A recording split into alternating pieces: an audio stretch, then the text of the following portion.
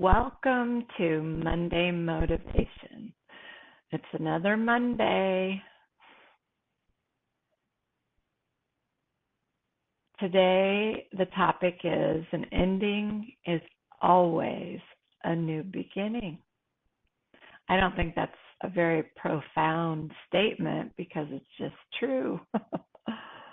But there's something about endings that stir a lot inside of us.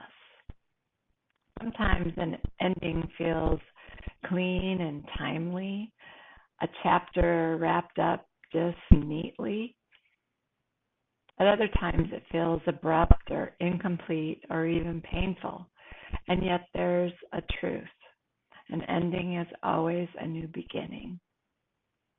So even if that ending was bad, something that we wanted that ended abruptly, or it's a good thing, there's still healing to be done at that point, and that's where the new beginning can come in.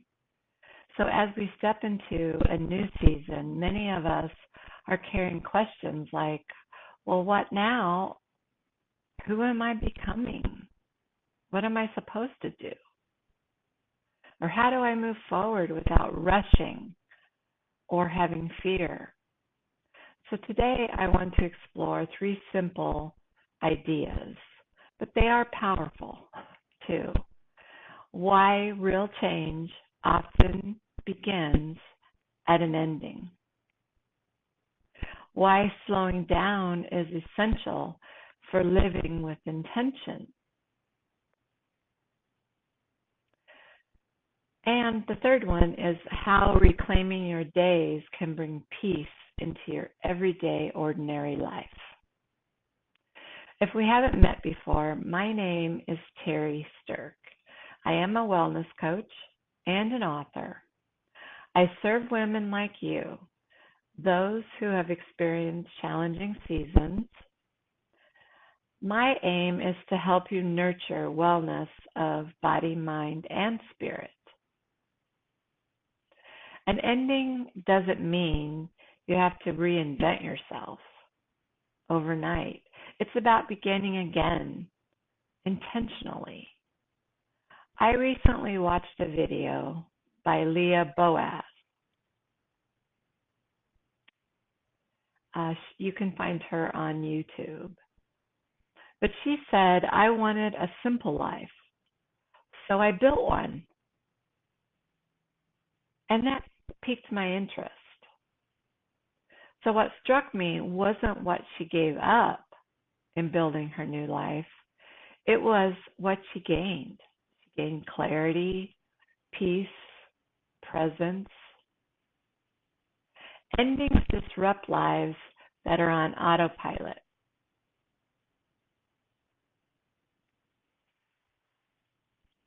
Endings also invite us to build differently rather than rushing into the next activity or next task.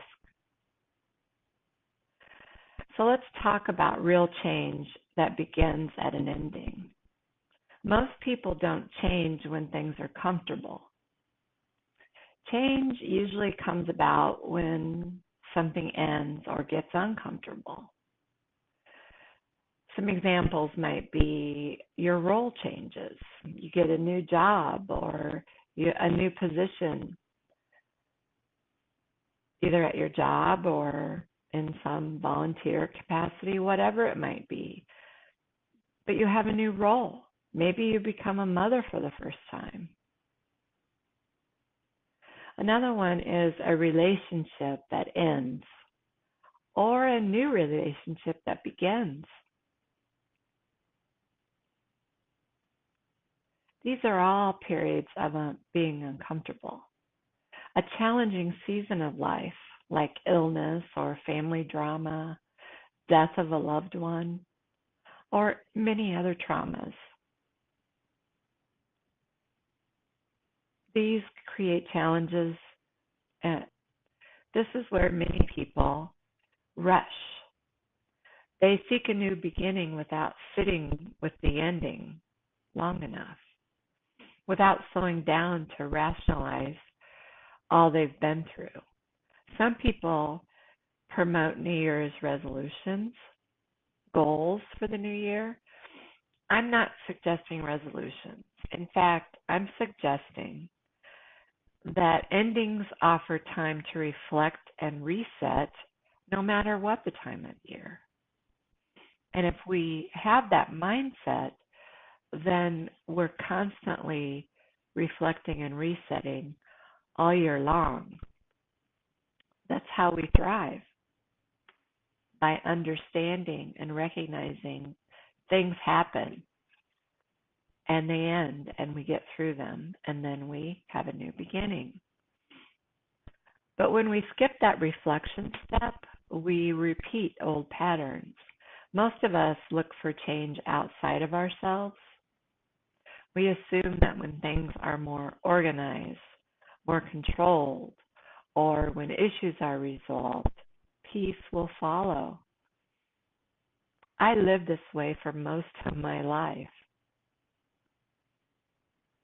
However, breast cancer taught me that I eventually learned that change really lasts because the heart change can't last when the heart remains the same. We can say we're going to change something, but if we don't believe it in our heart, then everything reverts to those familiar patterns. That's why someone who loses some weight turns around and gains it right back. They haven't changed their mindset or their heart. We move forward with our lives, but we're still tethered to our old life. Old ways of thinking, old measures of success, old rhythms or habits that no longer fit who we are becoming. If you're at an ending right now, consider this. You don't need all the answers. You don't need a 5-year plan. You don't need to clarify everything, but you do need to clarify what you need and want. An ending can bring new freedom. Freedom is where new beginnings grow. Endings strip away what's familiar, so we should let that happen. Reflect on it and then reset to move forward. Those endings reveal what we were tolerating, perhaps, rather than what we've chosen. This is where real change begins, not with the hustle and the bustle, but with self-awareness. Having clarity about what you want and what you need will help you have that freedom to begin again and continue to grow. You don't need to rebuild everything all at one time. You can decide to rebuild what matters most. Create space somewhere on purpose. Start with one change in your life. It might be a quiet start to your morning or a quiet evening without distraction. Let's talk about slowing down to live with intention. How do we do this? Life is so busy. One of the greatest mistakes we make at endings is speeding up to move on from where we've been. We do it to distract ourselves. We find anything to stay busy. We fill the silence to stop our minds from swirling. But wisdom has always taught us something different than the world tells us. Slowing down is not a weakness, it's discernment. Hurrying keeps us disconnected from ourselves. But slowing down restores discernment. A calm peace allows emotional healing to take root. When life moves too fast, We operate in a reaction mode. But when life slows down, we regain choice. Living with intention means responding instead of reacting as things happen. It also means choosing instead of just defaulting to an old way of thinking or doing. It also is aligning your life instead of pleasing others. It's aligning your life to what you value. So slowing down doesn't mean stopping your life. It means becoming present in it. Ask yourself, when am I rushing without taking time for reflection? I'm moving mindlessly through my day, would be my answer. But what deserves my attention that I've been postponing? Especially when we go through those challenging seasons, there are things that were so important that suddenly aren't important.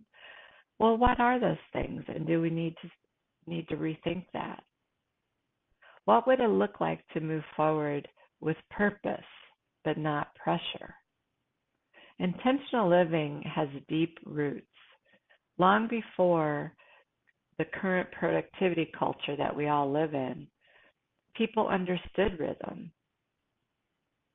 We work, then we rest. We take action, then we reflect. We do, and then we be. There's a rhythm in our life. But when we're just working and running from one thing to the next without any period of reflection or rest, that's when life gets chaotic. When you slow your pace, your nervous system settles too. Your values become clearer, and your next step is more honest and true to yourself. New beginnings need space, and slowing down creates it. The dilemma is that many women like us live in a state of constant vigilance because our nervous systems have learned to remain alert. We're waiting for the next best bad thing to happen. But that isn't how I want to live. And that's why I'm having this talk today, because I don't think you want to live that way either. I understand we all have commitments that sucks up our time, things we can't change or control. I know we all have families, we have jobs, we have relationships and people who depend on us, and our homes that need our attention. But the trick is to be present and intentional about your life.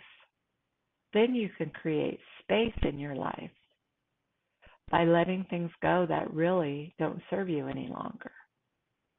Slowing down doesn't mean your life will be easier. It doesn't mean it provides safety when assessing alignment.